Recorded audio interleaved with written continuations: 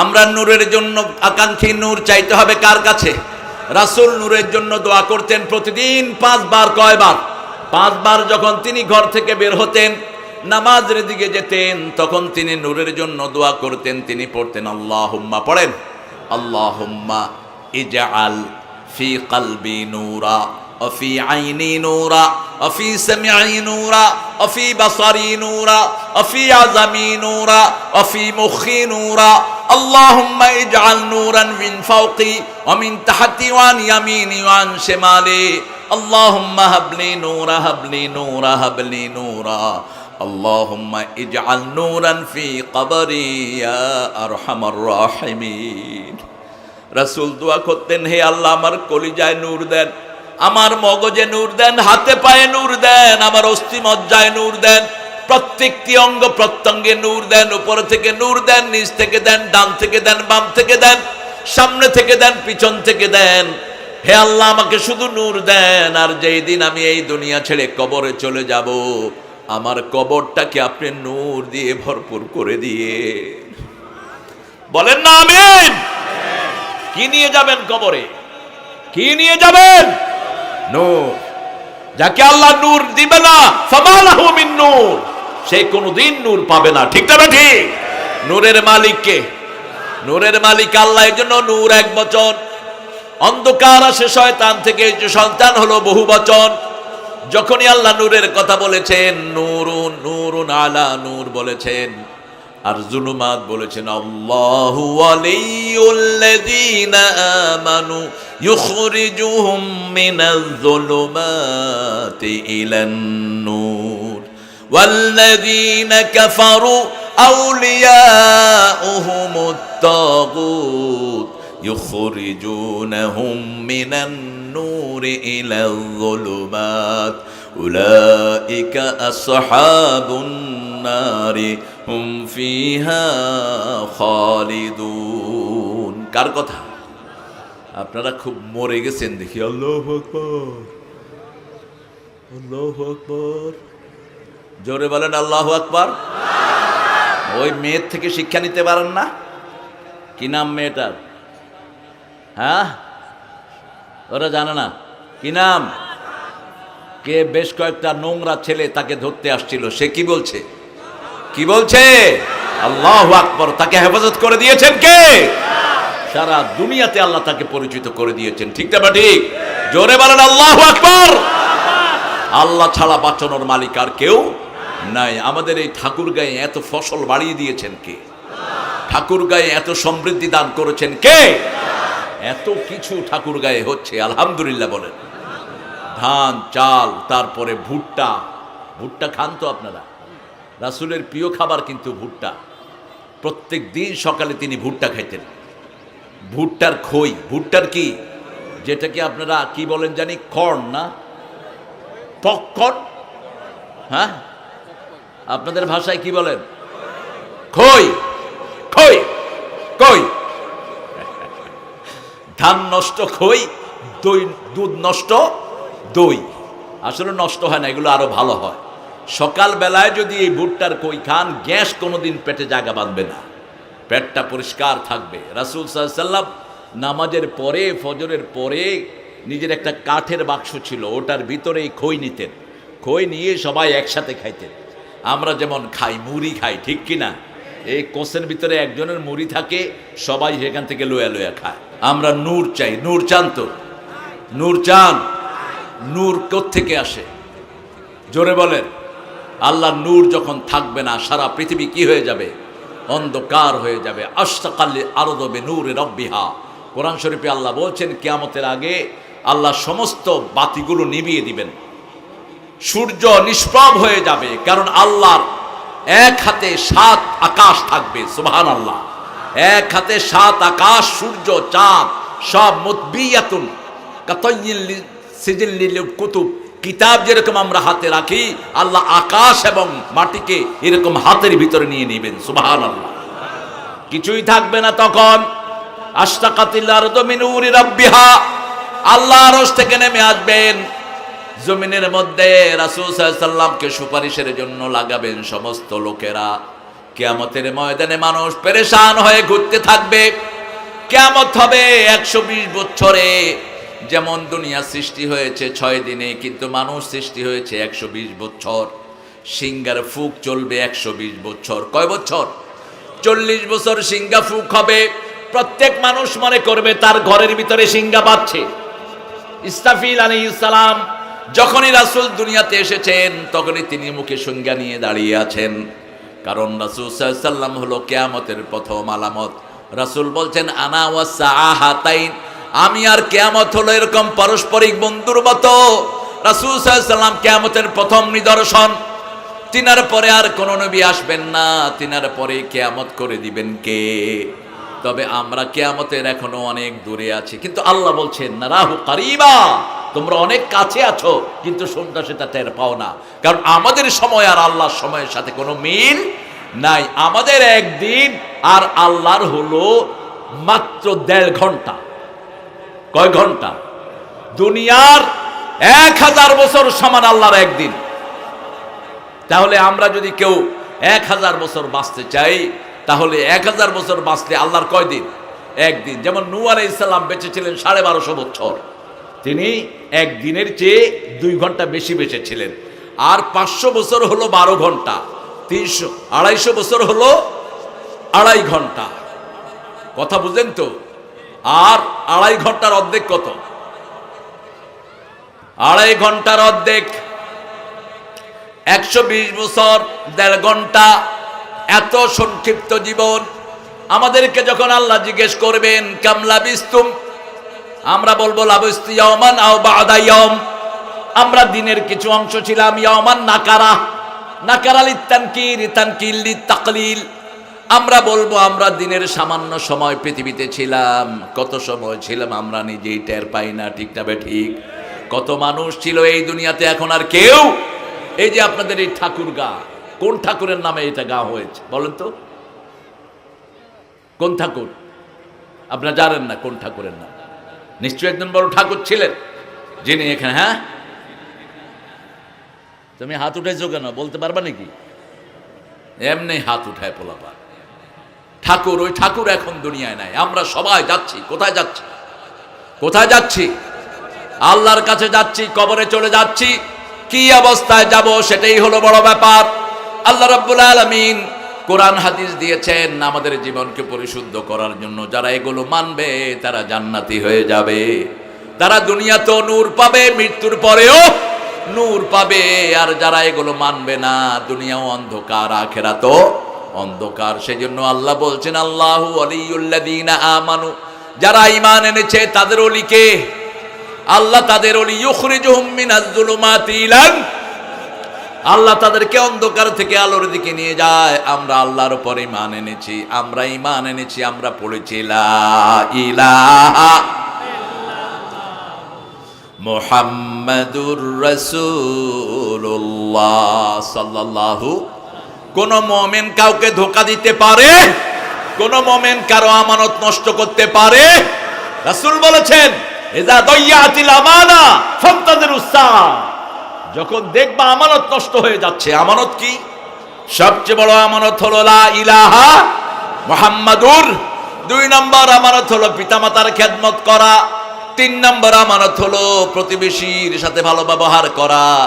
4 নম্বর আমানত হলো রাষ্ট্রীয় সম্পদগুলো সুন্দর করে রাখা। ঠিক না বে ঠিক? এই যে রাস্তাটা, এটা আমাদের রাষ্ট্রের টাকায় হয়েছে। ঠিক না বে ঠিক? আপনি যদি এটার বালু চুরি করে নিয়ে যান, তাহলে আপনি 18 কোটি মানুষের জিনিস চুরি করলেন। 18 কোটি মানুষ আপনাকে মাফ না করলে আল্লাহ মাফ করবে না। আপনি একটা সরকারি অফিসে চাকরি করছেন, সরকারি অফিসের প্রতিটি বই, কাগজ, কলম সব হলো আমানত। সব কি? সব আমানত।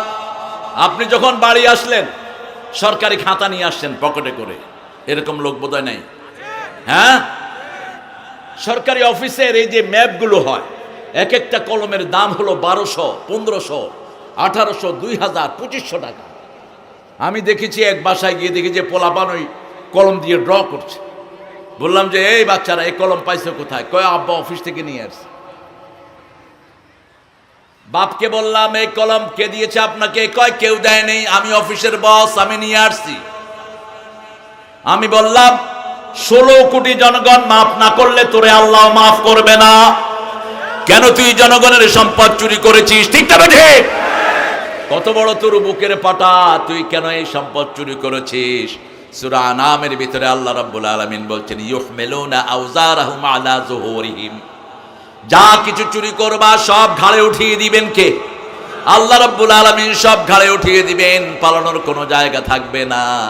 এক একজন মানুষের সাথে 7 জন ফেরেশতা থাকবে। কয়জন? 7 জন ফেরেশতা। যখন রাসূল সাল্লাল্লাহু আলাইহি সাল্লাম কিয়ামতের ময়দানে প্রথম সুপারিশ করবেন, যে জায়গা থেকে করবেন ওটার নাম হলো মাকামে মাহমুদ। ওটার নাম কি? মাকামে মাহমুদ। একটা লম্বা হাদিসে রাসূল বলছেন, কিয়ামতের ময়দানে সব মানুষগুলো পেরেশান হয়ে ঘুরতে থাকবে।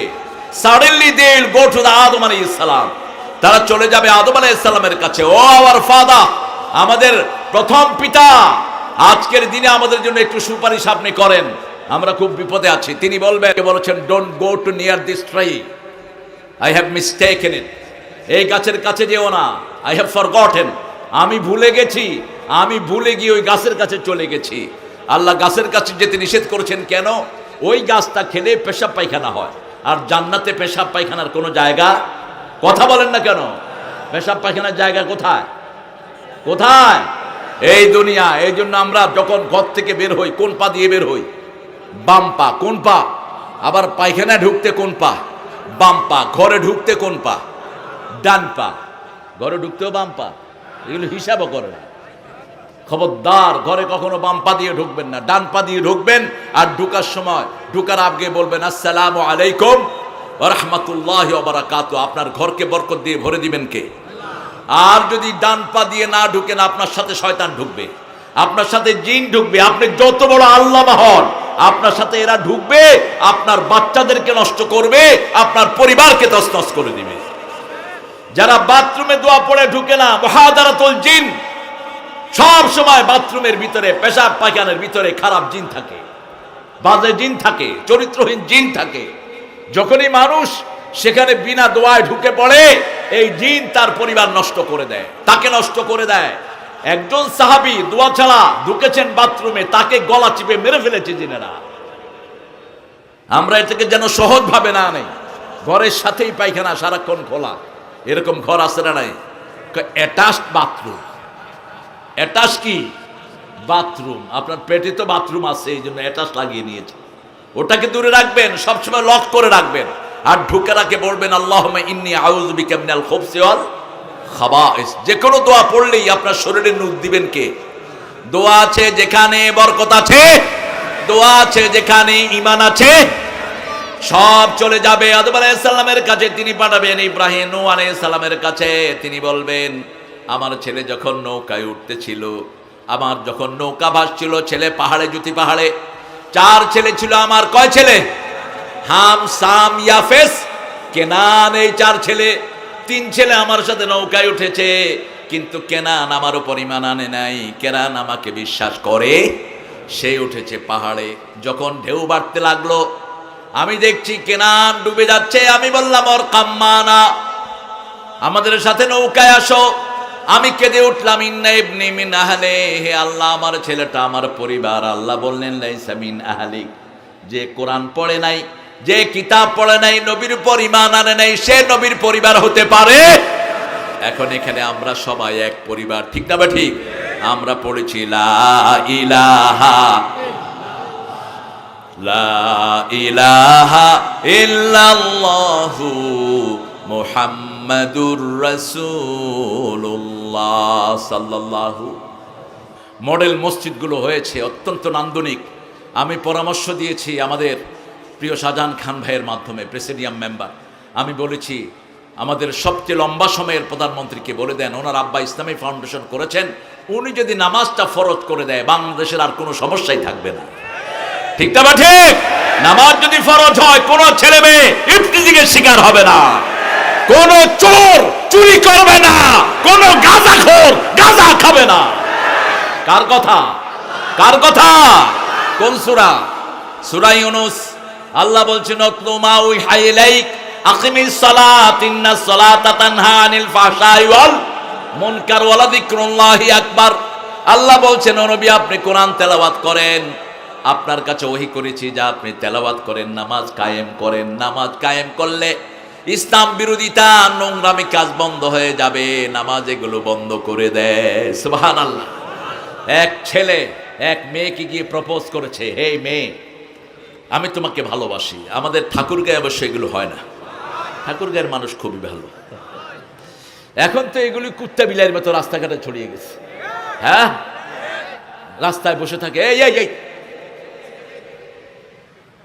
मैं तुझे प्यार करता हूं, উর্দুতে কয়, আবার লগে লগে কষায় এক থাপ্পড় বসায় দিলে হয়। মূর্খ, তুই হচ্ছ নোংরা। এটা একটা কুত্তাও তো কুত্তারে এরকম কয় না, ঠিক না ঠিক? এগুলো গোপনে বলতে হয়। ভালোবাসা কি ঠোঁটের জিনিস? ভালোবাসা ভিতরের জিনিস, ঠিক না ঠিক? আপনি কাউকে পছন্দ করতেই পারেন। এক ছেলেকে এক মেয়েকে এক ছেলে গিয়ে বলছে, मैं तुझे प्यार करता हूं, तुझे बिना मैं जी ना सकूं, আমি তোমাকে ছাড়া বাঁচবো না। মেয়ে বলছে, মেয়ে ছিল খুব নামাজি, মেয়ে বলছে ঠিক আছে ভাই, তুমি যদি আমাকে চাও তাহলে 40 দিন তুমি নামাজ পড়বা মসজিদে, তাহলে আমি তোমার প্রেমে সাড়া দেব। কারণ 40 দিন যারা নামাজ পড়ে তাদের ভিতরে কোনো শয়তানি থাকতে পারে। আবার 40 ওয়াক্ত যারা কোনো ইমামের পিছনে তাকবীরে উলা সহ পড়ে, ইমাম যখন পড়বে আল্লাহু আকবার, সে বলবে আল্লাহু আকবার, রাসূল সাল্লাল্লাহু আলাইহি ওয়াসাল্লাম বলেছেন ওই লোকটা মুনাফিকে মুক্ত হয়ে যাবে। 40 ওয়াক্ত, কয় ওয়াক্ত? তার মানে 8 দিন। এজন্য আমরা মদিনায় গেলে কয় দিন থাকার চেষ্টা করি? 8 দিন। আর যদি কেউ 40 দিন একটা না ইমামের পিছনে নামাজ পড়ে 5 ওয়াক্ত, কয় ওয়াক্ত? ইমাম যখন বলবে আল্লাহু আকবার, আমিও বলবো আল্লাহু আকবার, রাসূল সাল্লাল্লাহু আলাইহি ওয়াসাল্লাম বলেছেন ওই লোকটি জাহান্নাম থেকে মুক্তি পাবে, ওই লোকটি মুনাফিকি থেকেও মুক্ত হয়ে যাবে। মেয়েটা হাদিসটা হয়তো জানতো। মেয়েটা বলল 40 days you have to pray behind the imam, then I will follow your command. 40 দিন তুমি ইমামের পিছনে নামাজ পড়বা, আমি তাহলে তোমার ডাকে সাড়া দিব। মেয়েটা চিন্তা করলো 40 দিন যদি সে নামাজ পড়ে তার মনের ভিতরে এই দুষ্টামি আর থাকবে না, সে প্রপার ওয়েতে আসবে। একটা ছেলে মেয়ের মধ্যে ভালোবাসা হতেই পারে, আপনি একটা মেয়েকে দেখে পছন্দ করতেই পারেন, কিন্তু তার প্রপোজের সিস্টেমটা হলো আপনি আপনার গার্জিয়ানকে বলবেন, গার্জিয়ান গিয়ে মেয়ের গার্জিয়ানকে বলবে, ঠিক না ঠিক? যেমন মা ফাতেমাকে পছন্দ করতেন আলী রাদিয়াল্লাহু আনহু, কিন্তু কোনোদিন বলেন নাই ফাতেমা আমি তোরে কিন্তু ভালোবাসি। এটা সিস্টেম না। তিনি কাকে ধরেছেন? আবু বকর রাদিয়াল্লাহু আনহুকে। ফাতেমার কি ছিলেন তিনি? কথাই কয় না, দেখি কি ছিল? নানাকে ধরেছেন। কিরকম নানা? রাসূলের শ্বশুর, আবার নানা।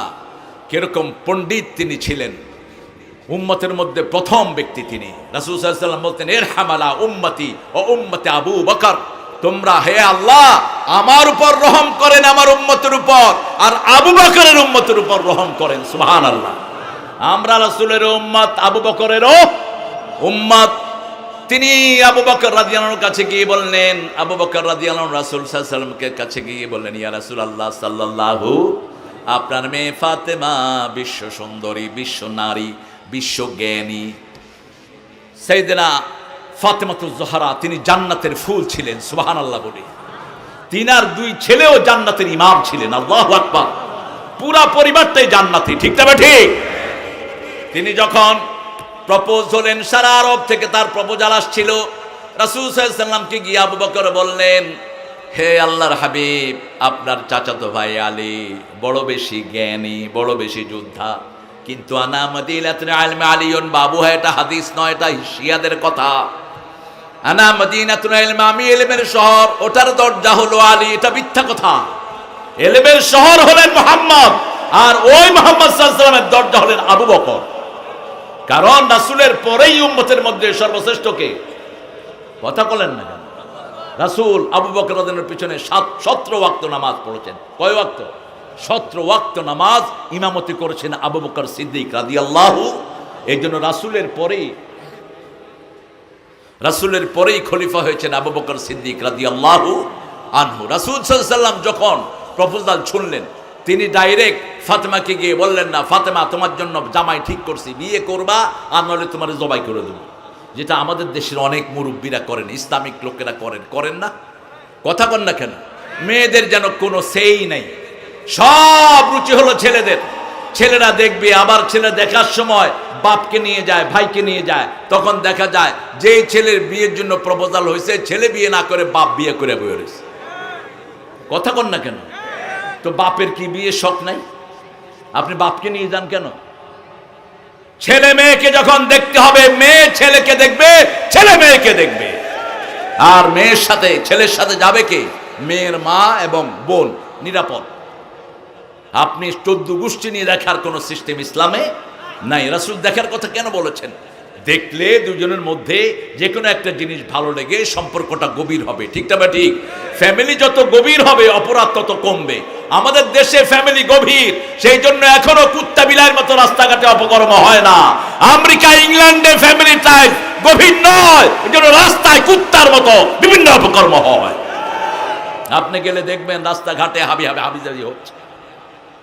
মুরব্বী তো আপনি শীতকালে যান না? সব সময় যায়।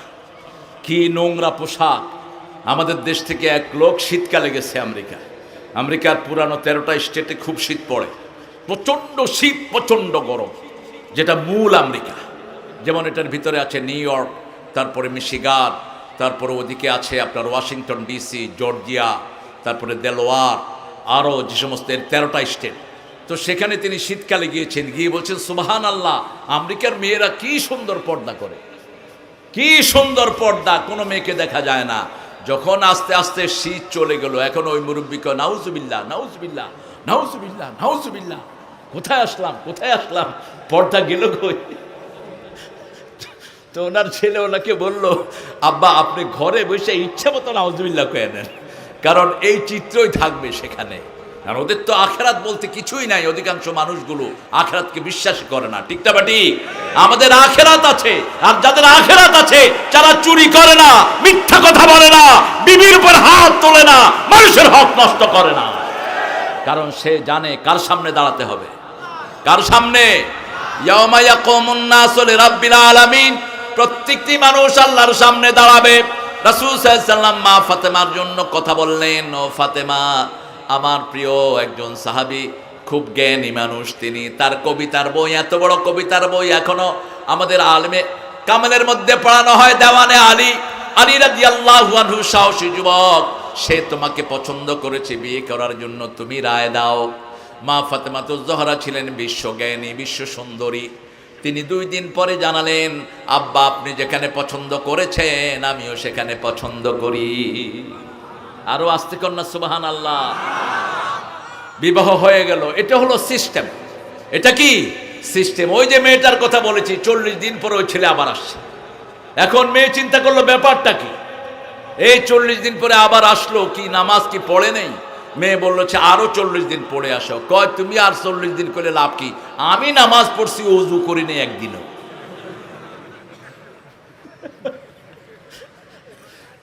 আমাদের দেশে এরকম লোক আছে না? কথা কন না কেন?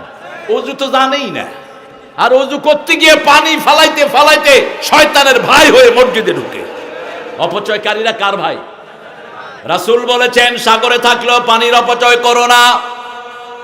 এক সমুন্দর নে আওয়াজ দি, এক সমুন্দর নে আওয়াজ দি, মুঝকো পানি পিলা দিজিয়ে।